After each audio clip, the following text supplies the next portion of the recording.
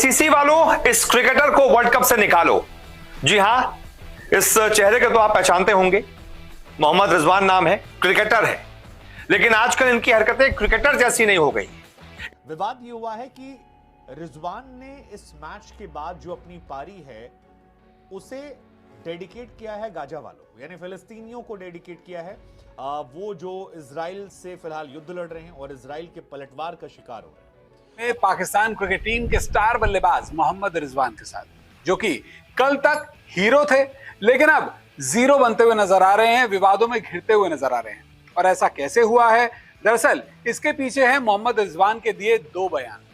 अस्सलाम वालेकुम व्यूअर्स, जैसा कि आपने हाईलाइट में देख लिया होगा, चंद सेकंड्स के बाद चलते हैं मजीद वीडियो की तरफ भी। तो श्रीलंका के खिलाफ शानदार कामयाबी के बाद मोहम्मद रिजवान ने एक ट्वीट की थी जो पूरी दुनिया में बहुत ज़्यादा वायरल हो रही है, ख़ुसूसन भारत में। और भारतीय मीडिया ने यह खबर चलाना शुरू कर दिया है कि मोहम्मद रिजवान को वर्ल्ड कप से बाहर निकाला जाए। भारतीय मीडिया आप पे से बाहर हो चुका है क्योंकि मोहम्मद रिजवान ने गजा के मुसलमान बहन भाइयों के हक में ट्वीट की थी।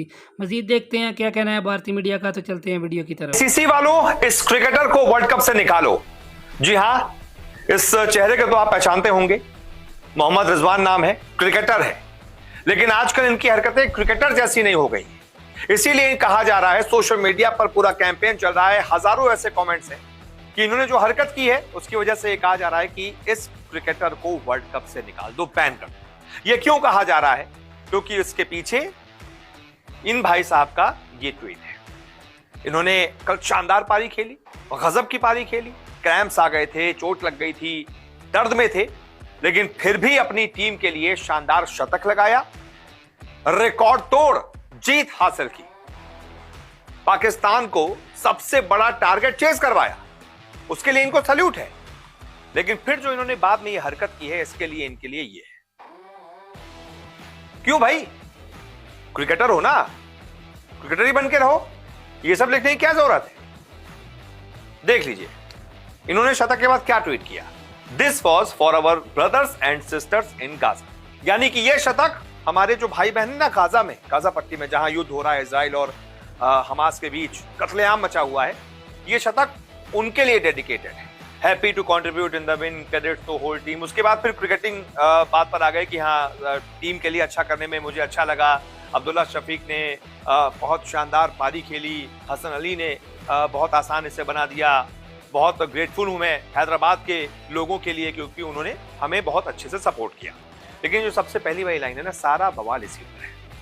आपको अगर नहीं पता हो कि गाजा में क्या चल रहा है तो आपको बता दूं, वहां पर हमास एक संगठन है जिसने पहले इजराइल पर 5000 रॉकेट। अब इस ट्वीट का मतलब क्या है? इस ट्वीट का मतलब ये एक तरीके से राजनेता की तरह आवाज उठा रहे हैं और वहां पर अपनी बयानबाजी कर रहे हैं। क्यों जरूरत है? आप एक क्रिकेटर हैं, क्रिकेटर बनकर रहिए। तो आखिरकार इसके बाद हो क्या रहा है, मैं आपको समझाता हूं। इसके बाद ये सवाल इनसे पूछे जा रहे हैं, ये सवाल कि क्रिकेटर होते हुए दो देशों के युद्ध पर एक पक्ष का समर्थन उन्होंने क्यों किया? इस ट्वीट की क्या जरूरत थी? दूसरा सवाल, जिस गाजा का जिक्र ये कर रहे हैं वहीं का हमास संगठन कत्लेआम मचा रहा है, तो क्या ये उसको सपोर्ट कर रहे हैं? हमास संगठन को सपोर्ट कर रहे हैं? उनके आतंकियों को ये समर्थन दे रहे हैं कि मेरा शतक तुम्हारे लिए है? एक और सवाल, आतंकियों से इतनी मेहरबानी क्यों भाई? वो तो आतंकी है ना, वहां पर तो कत्लेआम मचा है, तो किसी का पक्ष क्यों ले रहे हैं मोहम्मद रिजवान? ये बहुत बड़ा सवाल है। दूसरी तरफ इजराइल और हमास के बीच लड़ाई जारी है।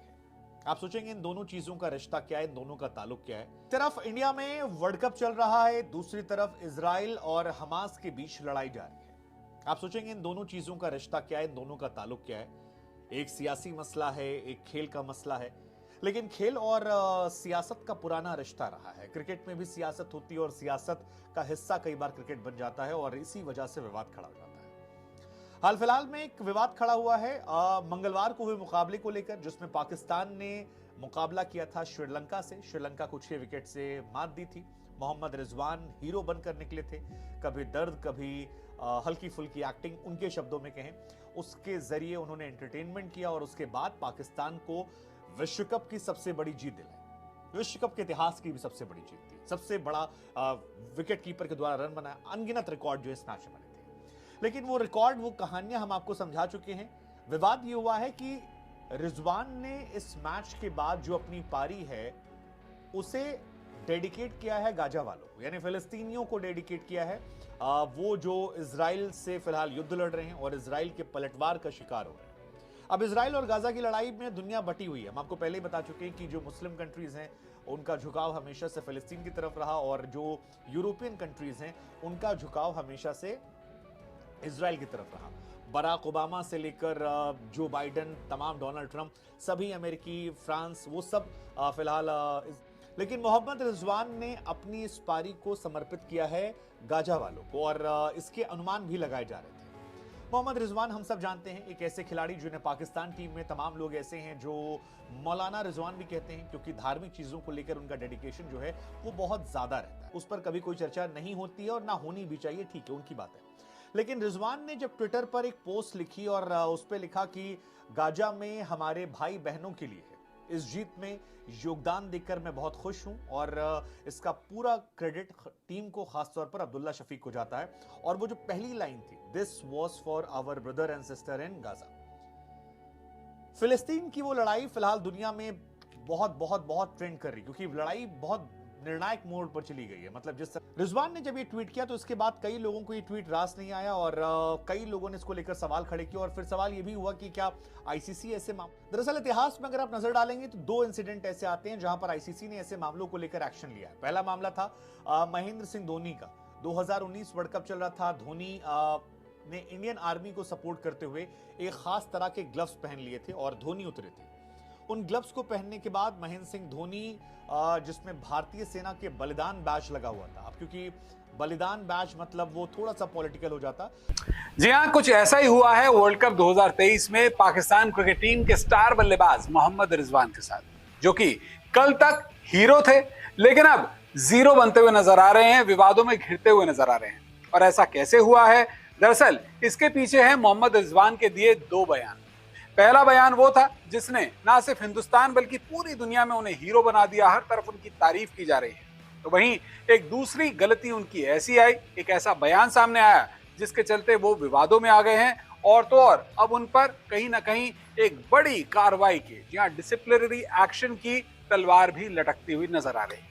तो आखिर किस तरह से विवादों में आ गए हैं मोहम्मद रिजवान, कैसे बन गया है पाकिस्तान क्रिकेट टीम का ये स्टार क्रिकेटर हीरो से जीरो, जानने के लिए देखिए हमारी ये रिपोर्ट। भारत में लोगों के व्यवहार को लेकर भी पाकिस्तानी क्रिकेटर्स ने तब अजीबोगरीब बयान दिए थे, लेकिन जब रिजवान ने भारत में पाकिस्तानी टीम को मिले प्यार का इजहार खुले दिल से किया तो भारतीयों की भी तरफ से उनका ये जवाब खूब सराहा गया। हालांकि बाद में रिजवान कुछ ऐसा भी कर बैठे जिसकी उम्मीद उनसे नहीं की जा रही थी।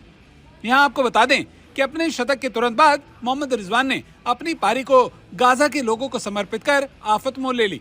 अपने शतक के बाद सोशल मीडिया पर रिजवान ने एक पोस्ट लिखा। इस पोस्ट में रिजवान ने लिखा, यह पारी गाजा में हमारे भाई और बहनों के लिए थी।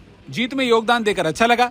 इस जीत का श्रेय पूरी टीम को जाता है, और खासकर अब्दुल्ला शफीक और हसन अली को, जिन्होंने इसे आसान बना दिया।